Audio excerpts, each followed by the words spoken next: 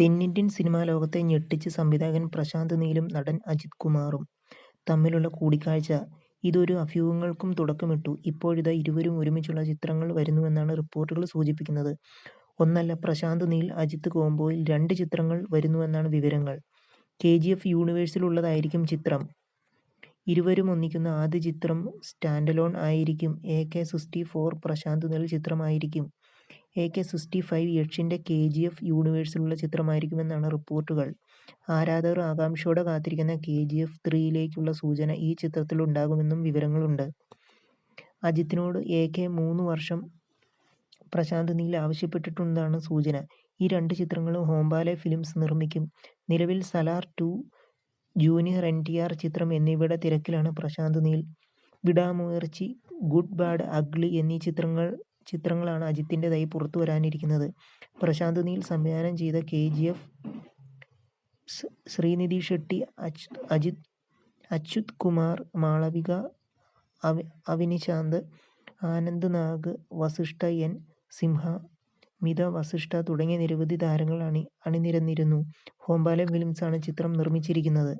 നിങ്ങൾ ആദ്യമായിട്ടാണ് ഈ ചാനൽ കാണുന്നത്, എല്ലാവരും ഒന്ന് സബ്സ്ക്രൈബ് ചെയ്ത് ബെല്ലൈക്കൺ അമർത്തുക. വിക്രം ചിത്രം തങ്കലാനും സൂര്യ ചിത്രം കങ്കുവയും ശ്രീ ഗോകുലം മൂവീസിനു വേണ്ടി ഗോകുലം ഗോപാലൻ കേരളത്തിൽ പ്രദർശനത്തിനെത്തിക്കും.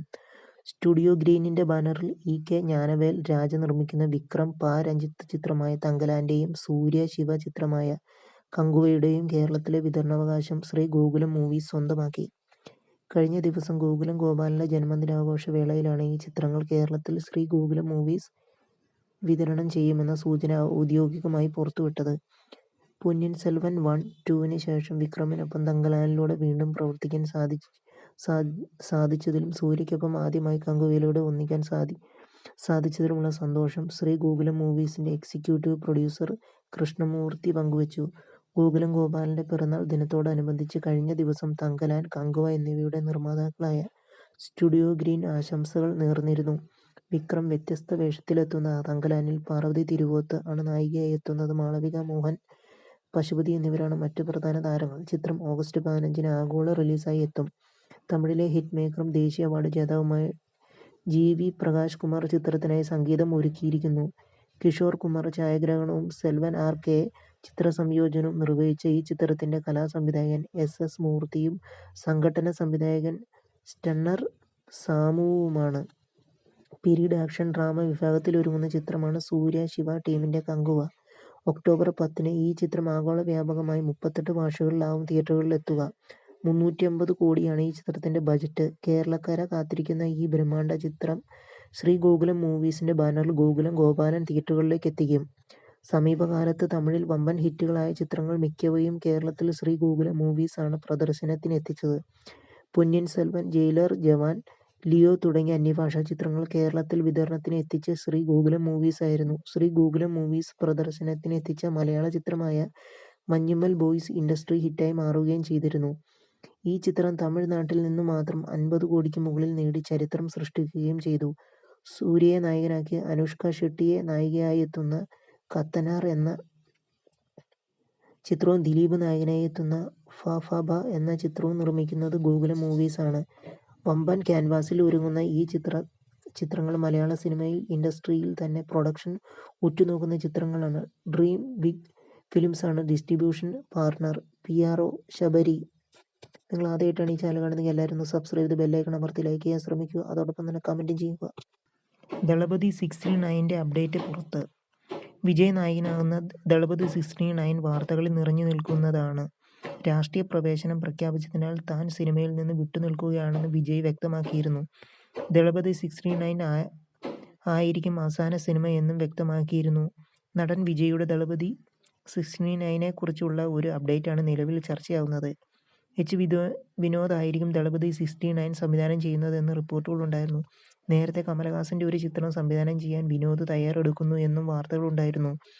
വിനോദ് കമലഹാസനെ ഒരു കഥ കേൾപ്പിച്ചിരുന്നു. അതാണ് വിജയെ നായകനാക്കി വിനോദ് സംവിധാനം ചെയ്യുന്നതെന്നാണ് റിപ്പോർട്ട്. കമൽഹാസൻ ചില നിർദ്ദേശങ്ങൾ വിനോദിന്റെ തിരക്കഥയിൽ മുന്നോട്ട് വച്ചിരുന്നു എന്നും നേരത്തെ റിപ്പോർട്ടുകൾ ഉണ്ടായിരുന്നു. അതെല്ലാം ഉൾക്കൊണ്ടാണ് വിജയെ നായകനാക്കി സംവിധാനം ചെയ്യാൻ വിനോദ് ആലോചിക്കുന്നതെന്നും റിപ്പോർട്ടുണ്ട്. ചുരുക്കത്തിൽ കമൽഹാസനും പരോക്ഷമായി ഭാഗമാകുന്ന ചിത്രമായിരിക്കും വിജയിയുടേത്. കമൽഹാസൻ ഒരു അതിഥി വേഷത്തിൽ ചിത്രത്തിൽ ഉണ്ടായേക്കും എന്നും റിപ്പോർട്ടുകൾ സൂചിപ്പിക്കുന്നു. നിങ്ങൾ ആദ്യമായിട്ടാണ് ഈ ചാനൽ കാണുന്നത്, എല്ലാവരും ഒന്ന് സബ്സ്ക്രൈബ് ചെയ്ത് ബെല്ലൈക്കൺ അമർത്തി ലൈക്ക് ചെയ്യുക. മോഹൻലാലിൻ്റെ റാം വൈകുമെന്ന് റിപ്പോർട്ടുണ്ട്. മോഹൻലാൽ ആരാധകർ പ്രതീക്ഷയോടെ കാത്തിരിക്കുന്ന ചിത്രമാണ് റാം. ജിത്തു ജോസഫും മോഹൻലാലും ഒന്നിച്ച ചിത്രങ്ങളൊക്കെ വമ്പൻ ഹിറ്റുകളാകാറുണ്ട്. റാമിൻ്റെ പുതിയ അപ്ഡേറ്റ് നിരാശയുണ്ടാക്കുന്നതാണ്. റാം വൈകിയേക്കുമെന്നാണ് പുതിയ റിപ്പോർട്ട്. ചിത്രീകരണം ഓഗസ്റ്റിൽ പൂർത്തിയാക്കി ക്രിസ്മസിന് തിയേറ്ററുകളിൽ എത്തിക്കാനായിരുന്നു നേരത്തെ ആലോചനകൾ ഉണ്ടായിരുന്നത്. നിലവിലെ സൂചനകൾ റാം ഒന്നാം ഭാഗം ഡിസംബറിൽ പ്രദർശനത്തിന് എത്തില്ല എന്നതാണ്. പോസ്റ്റ് പ്രൊഡക്ഷൻ ജോലികൾ വൈകുന്നതിനാലാണ് ചിത്രം ഓഗസ്റ്റ് പൂർത്തിയാകാനാകാത്തത് എന്നാണ് റിപ്പോർട്ട്. എന്നാൽ 360 മോഹൻലാൽ ചിത്രമായി ക്രിസ്മസിന് പ്രദർശനത്തിന് എത്തിയേക്കുമെന്നും റിപ്പോർട്ടുണ്ട്. ഗാനരചന നിർവഹിക്കുന്നത് വിനായക് ശശികുമാർ ആണ്. മോഹൻലാലിൻ്റെ റാം തീം സോങ് താൻ ഇംഗ്ലീഷിലാണ് എഴുതിയതെന്ന് ഒരു അഭിമുഖത്തിൽ പറയുകയാണ് വിനായക് ശശികുമാർ. എഴുതിയത് ജിത്തു ജോസഫിന് മുന്നിൽ താൻ അവതരിപ്പിച്ചത് ഇഷ്ടപ്പെട്ടു. ഒരു മാസ് സോങ് ആണെന്ന് വേണമെങ്കിൽ പറയാം. അത് ഇന്ത്യൻ ടൈപ്പ് ഓഫ് സോങ് അല്ല. ഒരു ജെയിംസ് ബോണ്ട് സിനിമയിൽ വരുന്ന വിധത്തിലുള്ള പാട്ടായി അതിനെ കാണാമെന്നും പറയുന്നു. വിനായക് ശശികുമാർ മോഹൻലാൽ നായകനായി എത്തുന്ന റാം സിനിമയുടെ OTT റൈറ്റ്സ് വിറ്റുപോയി എന്നും ചില മാധ്യമങ്ങൾ റിപ്പോർട്ട് ചെയ്യുന്നു. ഇന്ദ്രജിത്ത്, അനൂപ് മേനോൻ എന്നിവർക്കും ചിത്രത്തിൽ സംയുക്ത മേനോൻ, സുമൻ എന്നിവരും കഥാപാത്രങ്ങളായി മോഹൻലാലിൻ്റെ റാമിലുണ്ട്. ഒരു റോ ഏജന്റ് കഥാപാത്രമായി ചിത്രത്തിൽ മോഹൻലാൽ നായകനാകുമ്പോൾ വമ്പൻ വിജയ ചിത്രമാകും എന്നാണ് പ്രതീക്ഷിക്കുന്നത്. ആദിൽ ഹുസൈനും ഒരു പ്രധാന കഥാപാത്രമാകുമ്പോൾ മോഹൻലാലിൻ്റെ റാമിലെ ഛായാഗ്രഹണം രതീഷ് കുറുപ്പ് നിർവഹിക്കുന്നു. സംഗീതം വിഷ്ണു ശ്യാമാണ് നിർവഹിക്കുന്നത്. നിങ്ങൾ ആദ്യമായിട്ടാണ് ഈ ചാനൽ കാണുന്നത്, എല്ലാവരും ഒന്ന് സബ്സ്ക്രൈബ് ചെയ്ത് ബെല്ലൈക്കൺ അമർത്തി ലൈക്ക് ചെയ്യാൻ ശ്രമിക്കുക.